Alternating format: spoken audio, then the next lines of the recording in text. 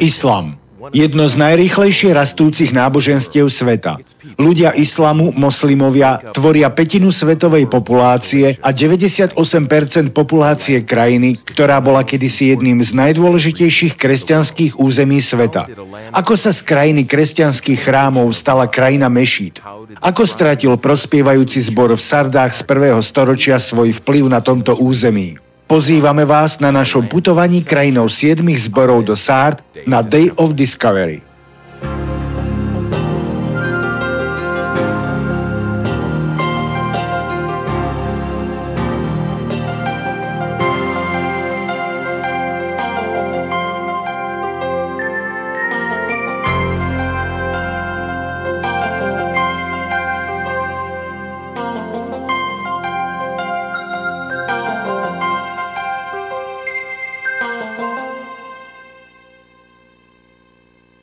Toto je biblická krajina. Pre apoštola Pavla to bola ázijská provincia Ríma. Dnes je to územie Tureckej republiky. Istanbul, mesto s pestrou a bohatou históriou moslimskej osmanskej a kresťanskej byzantskej ríše. Istanbul, kedysi cisárske mesto s pamiatkami po 2 stratených ríšach, je korunou na svojich 7 pahorkoch. Jeden básnik povedal, že Istanbul je obkolesený vencom vôd. Bosporská úžina rozdeľuje mesto Istanbul medzi 2 kontinenty, Európu a Áziu. Zlatý roh rozdeľuje európsku časť na staré a nové mesto. Istanbul, hlavné mesto Osmanskej ríše. Predtým Konštantinopol, hlavné mesto Byzantskej ríše. Galatský most je skvelé miesto na začiatok obhliadky mesta Istanbul. Ukáže sa vám silueta mesta a vidíte chrám Hagia Sofia, chrám, ktorý začal stavať Konštantín Veľký v 4. storočí.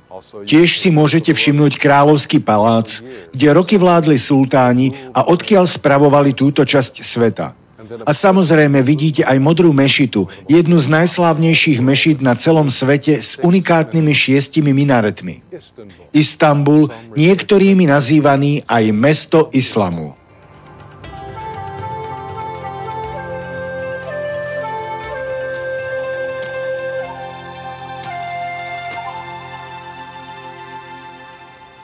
Istanbul, mesto mešít a mesto minaretov. Modlitebných veží, ktorými sa vyznačuje toto miesto uctievania. Práve ste spolu s nami vyšli tesným, úzkým a tmavým točitým schodiskom na vrchol minaretu. Z tohto minaretu počujú ľudia v Istanbule 5-krát denne zvolávanie k modlitbám. Moslimskí duchovní zvolávajú mužov a ženy moslimskej viery, aby sa poklonili a oslavovali Allaha a aby vyznali, že Mohamed je jeho prorok. Pekný výhľad. Priamo pod nami je jedna z najstarších univerzít na svete. Dnešná Istanbulská univerzita bola kedysi Konštantinopolská univerzita, založená Konštantínom Veľkým v 4. storočí. Pekný pohľad na Istanbul. Ale nič v porovnaní s našim pohľadom na svet, ak by sme sa vy alebo ja boli narodili tu, do moslimskej rodiny, a boli vychovávaní už od malička modliť sa 5-krát denne k Allahovi a vyznávať Mohameda ako najväčšieho a posledného proroka.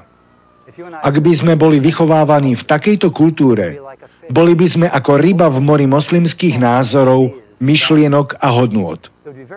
A bolo by pre nás naozaj veľmi ťažké posúdiť hodnoty a doktríny kresťanskej viery, pretože pre týchto ľudí je moslimská viera spôsobom života.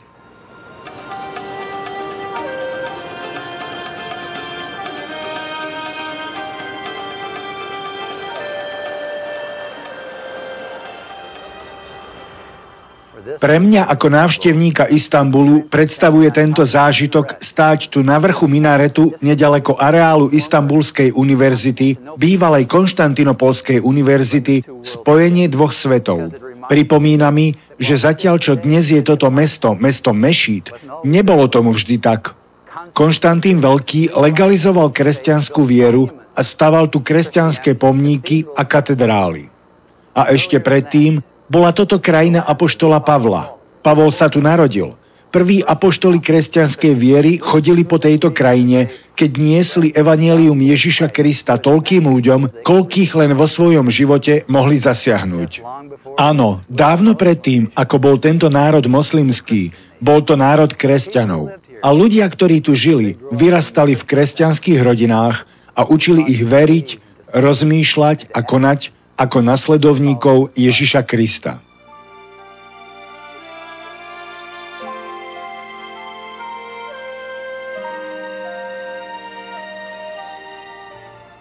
A opäť s týmto výhľadom na Istanbul si položím jednu otázku.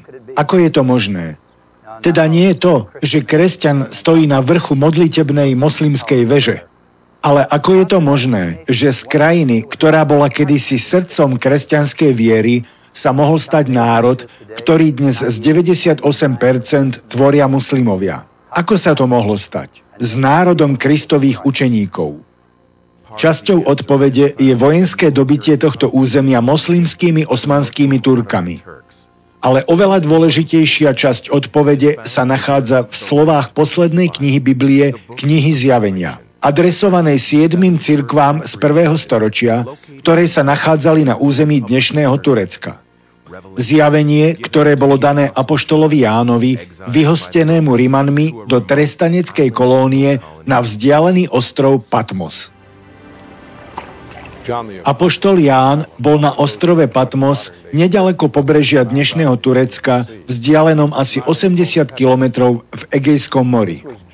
Bol to galilejský rybár, ktorý sa stal rybárom ľudí. Ján je vo väzení na tomto ostrove pre svoje presvedčenie, že existuje iba jediný skutočný Boh a tento Boh k nám zostúpil v osobe Ježiša Krista. Vzkriesený Ježiš hovorí Jánovi, aby napísal, čo videl. Hovorí mu, aby napísal odkazy pre 7 cirkví, ktoré sa nachádzali v Malej Ázii. Týmto 7 cirkvám napísal väzeň z Patmosu. Ja, Ján, i váš brat, i spoluúčastník v súžení, i v kráľovstve, i v trpezlivosti Ježiša Krista, bol som na ostrove, ktorý sa volá Patmos, pre slovo Božie a pre svedectvo Ježiša Krista. Bol som v duchu v deň Pánov a počul som za sebou veľký hlas ako hlas trúby, ktorý hovoril: Ja som Alfa i Omega, prvý a posledný. A čo vidíš, píš do knihy a pošli 7 cirkvám, ktoré sú v Ázii. Do Efezu, Smyrny, Pergamu, do Tiatír, Sárd, Filadelfie a do Laodicei. Ježiš pokračoval a dal Jánovi prorocké zjavenie posledných dní. Ale posolstvo bolo dôležité aj pre vtedajší čas. V osobných listoch odkázal Ježiš prostredníctvom svojho starnúceho priateľa 7 cirkvám, čo potrebujú, aby zotrvali a boli užitoční v tejto oblasti. 5. z týchto 7 zborov sa nachádzal v Sardách. Dnešný návštevník môže vidieť ruiny starovekého mesta hneď za traťou pri dnešnom tureckom meste Sard. Jimmy, nepovedala ti mama, aby si nechodil po kolaniciach? Ale hej, povedala, preto sledujem, či nejde vlak. Teraz, keď tu vidím tie deti, pamätáš, ako sme sa ako deti zohli dole na kolajnice? Chlapci, už ste to niekedy skúsili? Skloníte sa a počúvate. Počuješ nejaký vlak? Žiadny vlak, je to dobré. Vieš čo, naozaj si myslím, že sme si mohli vybrať lepší spôsob dopravy. Mohli sme napríklad ísť po týchto kolaniciach vlakom. Ale žiadny strach, už sme skoro v mestečku Sard. Áno, tam je značka. Hej, a čo je toto? Vyzerá to ako kaviarnička, nejaký obchodík alebo niečo také. Mohli by sme si tam niečo dať. Toto vyzerá ako fajn miesto. Dobrý deň. Sú tu samí muži, Mart. To vidím. A pozri, hrajú nejaké hry. Čo to hrajú? Povedali, že to je hra OK. OK? OK. OK. Je to pekná hra. To je. Myslím, je to nejaká kartová hra, ale používajú niečo ako dominové kocky s číslami. Teraz je on na rade, že? Vieš čo, všimol som si, že tu nie je ani jedna žena. Nie je to zaujímavé? Vieš prečo? Prečo? Tu v Turecku muži rozmýšľajú a ženy pracujú. Ale nie. Vážne. Ale choď. Pracujú na poliach. Vieš čo, nehovor to mojej Diane, dobre? A nehovor toto ani v mojej rodine. Ženy upratujú, starajú sa o deti, šijú oblečenie, varia. Je to tak? Muži tu premýšľajú a toto je čas premýšľania. To je niečo pre teba, že?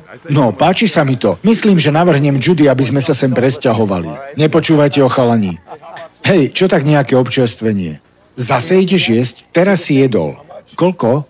Jimmy, teraz si jedol. Samozrejme, malé občerstvenie je vždy dobré. Sú to arašídy? Myslím, že áno. Vyzerajú... No ochutnaj, vyzerá, že je na nich nejaká poleva. Ďakujem veľmi pekne. Fíha, dokonca dostanem aj výdavok. $20,000. Teda myslel som 20,000 lír. To je trošku rozdiel. Sú naozaj dobré. Dáte si arašídy? Prosím? To je pre nás? Určite pre nás? Ďakujeme. Ďakujeme. Vďaka, chlapci. Tak ahojte. Ahojte. A ja už viem, čo je to. Odkaz do Sárd. Keď Pán cirkvi poslal svojich 7 listov do 7 skutočných zborov v tejto časti sveta, jeden z listov prišiel do Sárd, kresťanom žijúcim v tejto komunite v 1. storočí. A tento odkaz do Sárd mal ohromný význam. Nie len pre ľudí, ktorí žili vtedy tu, ale aj dnes pre nás. Pretože ľudská prírodzenosť sa nezmenila. Časy sa zmenili, ale ľudia sa nezmenili. Deti sa nezmenili. Muži, ktorí si radi o sebe myslia, že sú tými, čo si zaslúžia len rozmýšľať, sa nezmenili. Ale tento odkaz kresťanom v Sardách vysvetľuje, že robili niečo, čo robia aj mnohí z nás. Mali sklon spoliehať sa na minulosť, zakladať si na svojom dobrom mene a zabúdať na to, že Pán cirkvi ich chcel živých, bdelých a citlivých na príležitosti a na nebezpečenstvá, ktoré boli aktuálne. Tento odkaz pripomenul ľuďom v Sardách, že ak sa nezobudia, tak stratia svoje spoločné svedectvo v tejto oblasti sveta. Anielovi sardského cirkevného zboru napíš: toto hovorí ten, ktorý má 7 božích duchov a 7 hviezd. Znám tvoje skutky, že máš meno, že žiješ a si mŕtvy. Bdej a posilňuj ostatky, ktoré začali odumierať, lebo tvoje skutky nenašiel som dostatočné pred mojim Bohom. Pripomeň si, čo si prijal a počul a zachovávaj to a rob pokánie. Ak nebudeš bdieť, prídem ako zlodej a ani nezvieš, v ktorú hodinu prídem na teba. Toto je jedno z najstarších a najdôležitejších miest Malej Ázie. Keď bolo založené, tak bolo postavené na vyvýšenej náhornej plošine kvôli svojmu prirodzenému, takmer nedobytnému obrannému systému. Kresťania žijúci na tomto území mali zjavne bohatú históriu, pretože odkaz od Ježiša Krista naznačuje, že mali dobré meno. Zjavne to boli kresťania, ktorí boli roky verní Kristovi. Je pre nás dôležité, aby sme si uvedomili, že hovoríme o ľuďoch, ktorí žili ku koncu 1. storočia. Prešlo asi 50 rokov od Kristovho zmrtvých stania. Pán sa vrátil späť do nebies a tu v tomto odkaze, v tomto osobnom liste od Krista máme zaznamenané Kristove posledné slová k jeho ľuďom žijúcim na tomto území. A jeho slová sú veľmi strategické. Hovorí im, čo musia urobiť, aby zotrvali a boli pre neho tu na tomto území užitoční. Bol to list adresovaný ich srdciam. Pochádza od toho, ktorý hovorí, že má 7 duchov Božích. A to je odvolávka na Svätého Ducha Božieho, ktorý má schopnosť osobne osloviť ducha, potreby srdca každého jedného zo 7 zborov a kresťanov žijúcich tu. Pán má zvláštny odkaz pre ich srdcia. Toto je list o duchu. Je to list o ľuďoch, ktorí si potrebovali uvedomiť, že napriek svojej minulosti musia bdieť a byť pripravení čeliť prítomnosti. Samotná história mesta Sardy nám ukazuje, prečo musíme byť bdelí. Krézus, najbohatší muž sveta, si myslel, že jeho bohatstvo v tej úžasnej citadele v Sardách je dobre chránené.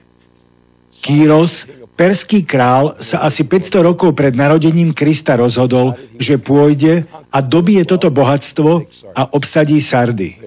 Keď prichádzal, uvedomil si, že do citadely vedie iba jediná cesta. Bol to zlom v múre. Zistil, že Krézus tam postavil 2 vojakov. Uvedomoval si, že ak tí 2 vojaci nebudú bdieť, môže sa cez múr dostať. Tak čakal, kým vojaci zaspia. A potom, keď sa to stalo, keď zaspali, Kýros tam poslal svojich vojakov a tí túto zdanlivo nedobytnú citadelu dobili. Kresťanom v meste, ktoré bolo dobité len preto, že jeho strážcovia zaspali, hovorí Pán cirkvi: Bdej a posilňuj ostatky, ktoré začali odumierať, lebo tvoje skutky nenašiel som dostatočné pred môjim Bohom. Pripomeň si, čo si prijal a počul, a zachovávaj to a rob pokánie. Ak nebudeš bdieť, prídem ako zlodej a ani nezvieš, v ktorú hodinu prídem na teba. A teraz s príchodom listu z Patmosu sa opakovala história mesta pre Božie deti, ktoré žili v Sardách. Pán sa na nich pozrel a povedal: Nenašiel som tvojich skutkov úplných pred mojim Bohom. Ľudia tu v Sardách boli trošku ako vinič. Možno v minulosti prinášal úrodu a možno oni v minulosti prinášali úrodu, lebo mali kedysi dobré meno, dobrú reputáciu, ale teraz Pán hľadal niečo viac. Pozrite na toto mladé hrozno. Ešte nie je dokonalé, ešte nie je úplné. Pán zberu sa spoliehal na mužov a ženy zo Sárd, že prinesú ovocie. Ale to nebolo len o nich. To bolo o ľuďoch z tejto komunity, ktorí potrebovali nehasnúce svedectvo, nehasnúce svetlo v tmách. Pretože ľudia tu v Sardách, muži a ženy, ktorí prijali meno Ježiša Krista, boli rovnakí ako cirkvi v každom veku. V každom veku nás Boh povolal k sebe, aby sme ho reprezentovali pred svetom, ktorý ho zúfalo potrebuje. Dnes sa v Turecku 98 až 99% obyvateľov hlási k islamu. Dnes tu nájdete len málo kresťanov, tu v tejto zemi, ktorá bola kedysi srdcom kresťanskej viery. Čo sa stalo?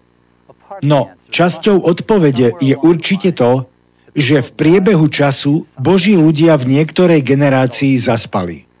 Boli ako starovekí obyvatelia citadely, ako vojaci, ktorí považovali za samozrejmosť svoju silu. A tak nepriatelia využili ich nedostatok bdelosti. Ty a ja, ak sme prijali meno Ježiša Krista, tak sme prevzali štafetu od predchádzajúcej generácie. A teraz k nám hovorí Božie slovo. Možno ste mali dobré meno, možno ste mali dobrú povesť. Zbor, do ktorého patríte, možno dosiahol veľa pre meno Ježiša Krista v minulosti. Ale čo teraz? Žijeme? Je náš duch bdelý? Uvedomujeme si, že najdôležitejšie pre nás nie je to, čo sme dosiahli, ale náš nasledujúci skutok poslušnosti, nasledujúci skutok sebaobetovania a svedectva, ku ktorému nás Boh povolal. Musíme byť ako tento vinič, ktorý prináša úplné ovocie.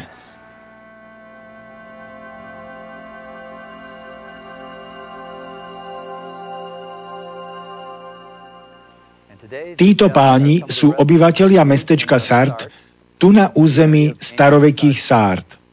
A tento pán je bývalý strážca archeologických pamiatok v meste Sardy. A viem si predstaviť, že sa teší svojmu dôchodku. Je zaujímavé, že list ľuďom tu v Sardách z 1. storočia vidí vek dôchodku v trochu inom význame. Jedným z problémov bolo, že ľudia tu odišli do dôchodku z aktívnej služby skôr, ako bola dokončená ich práca. A tak list od posla z Patmosu, prichádzajúci od samotného pána cirkvi, nesie aj tvrdú správu. A teraz stojíme tu na pošte. Neviem čítať turecky, ale povedali mi, že toto je súčasná pošta. A toto je krajina ľudí, mužov a žien, ktorí dostali jeden z najdôležitejších listov svojho života. Odkaz od vzkrieseného pána. Ten dáva ich dielam perspektívu. A nehovorí im len to, že skutky z minulosti nie sú dostatočné pre prítomnosť a že včerajšie skutky nie sú náhradou pre dnešnú a zajtrajšiu prácu. Ale hovorí im tiež, že je spôsob, ako spraviť z minulosti zdravú perspektívu. V skutočnosti nám list hovorí, že môžeme použiť naše spomienky na prácu z minulosti, aby boli pre nás užitočné. Pretože Pán hovorí, pamätaj, čo si prijal a rob pokánie. Zmeň mysel, zmeň svoj smer a rob prvé skutky, to, čo si robil na počiatku. Tak to je naozaj úžasná správa pre kohokoľvek z nás, kto prijal Krista. Kto prijal skutočnosť, že náš cieľ tu na tomto svete je slúžiť jemu. Je to úžasné pre akúkoľvek skupinu jednotlivcov, ktorí si uvedomia, že cirkev tu nie je sama pre seba. Sme tu preto, aby sme boli svetlom sveta. Lebo ak sme to už prijali, poznáme už odpoveď. Iba sme na ňu zabudli. Zabudli sme na naše povolanie kráčať k úžasnej výsade, prijať odpustenie, nezaslúženú milosť a silu od Boha dnes. Kráčať s ním v tomto svete pred mužami a ženami, ktorí nás pozorujú. Áno, list ľuďom v Sardách priniesol skvelú perspektívu, pretože hovorí, pamätaj teda, čo si prijal a rob to. A rob to nie len pre svoj vlastný prospech, ale pre prospech tvojho sveta, ktorý ťa zúfalo potrebuje. Bdej a posilňuj ostatky, ktoré začali odumierať, lebo tvoje skutky nenašiel som dostatočné pred môjim Bohom. Pripomeň si, čo si prijal a počul a zachovávaj to a rob pokánie. Ak nebudeš bdieť, prídem ako zlodej a ani nezvieš, v ktorú hodinu prídem na teba. Sme opäť v uliciach Istanbulu. Práve tu vidíme niekoľko naozajstných pripomienok toho, že sa na Pánove slová do Sárd a do ostatných cirkví postupom času zabudlo. Pretože náš Pán týmto ľuďom povedal, bdejte a buďte ostražití. A na tieto slová sa určite zabudlo. Dnes stojíme v meste s 2000 mešitami a ja verím tomu, že nedostatok bdelosti je aspoň časťou odpovede, časťou vysvetlenia, prečo na tomto území cirkev prehrala. Pozrite sa tam dole na chodník. To je zaujímavé. Vyzerá to ako kopy oblečenia a to budú pouliční predavači. Ponúkajú tovar okolo idúcim.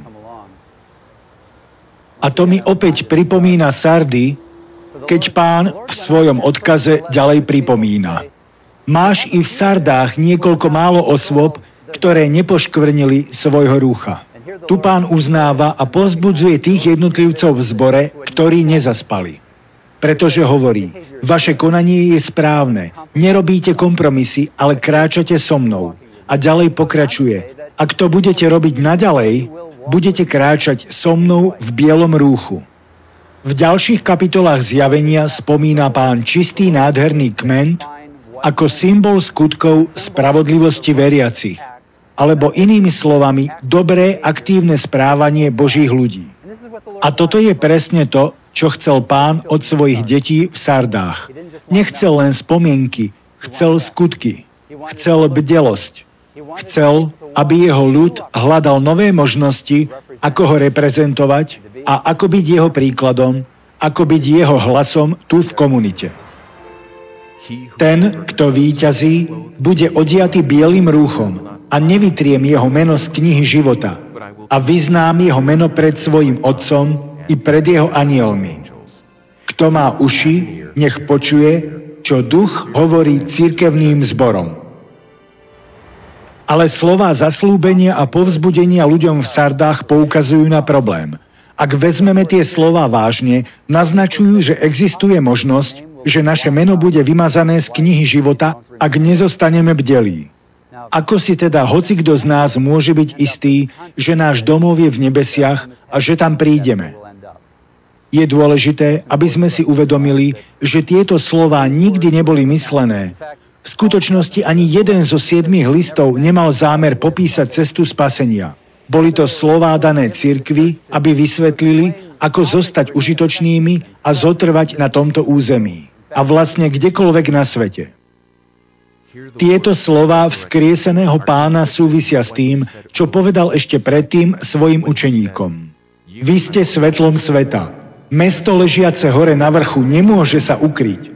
Nech tak svieti vaše svetlo pred ľuďmi, aby videli vaše dobré skutky a oslavovali vášho Otca v nebesiach. Ale ak hovoríme o otázke osobného spasenia, musíme sa pozrieť na slova apoštola Pavla a ostatných apoštolov, ktorí veľmi jasne hovoria, že ak chceš prísť do neba, ak chceš mať odpustené hriechy, tak to, čo musíš urobiť, je vyznať tieto hriechy a uveriť, čo písmo hovorí o Pánovi Ježišovi Kristovi, ktorý prišiel na tento svet v mene svojho Otca na našu záchranu. Evanjelium, ktoré je dobrou zvesťou kresťanskej viery, je to, že Kristus žil dokonalý život, umrel za naše hriechy a aby to potvrdil, vstal z mŕtvych. Aby dokázal, že je Božím synom, ktorý ponúka nádej, život a odpustenie každému, k tomu jednoducho bude dôverovať. A to je nádherná správa aj dnes pre nás. Už si to urobil? Prijal si Ježiša ako svojho osobného spasiteľa? Ak áno, tak máš pred sebou úžasnú budúcnosť. Ale nie iba úžasnú budúcnosť, ale teraz aj krásnu zodpovednosť pripojiť sa k ostatným, ktorí prijali Kristovo meno, aby si bol svetlom, aby si mal dobrý vplyv pre Krista tam, kde žiješ. Lebo ste milosťou spasení cez vieru. A to nie sami zo seba, je to dar Boží. Nie zo skutkov, aby sa niekto nechválil. Lebo sme jeho dielom, stvorení v Kristovi Ježišovi na dobré skutky, ktoré Boh vopred prihotovil, aby sme v nich chodili. V mene Jim DeYounga a celého týmu Day of Discovery vám chceme povedať, že sme veľmi radi, že ste sa k nám dnes pridali na našej návšteve Istanbulu a krajiny 7 cirkví. Máme pre vás pripravené nejaké materiály, ktoré vám pomôžu porozumieť slovám nášho Pána do týchto 7 cirkví. Máme aj brožúrku, ktorá opisuje rozdiely medzi vierou islamu a vierou v Krista. S radosťou vám tieto materiály pošleme a tu sú potrebné údaje.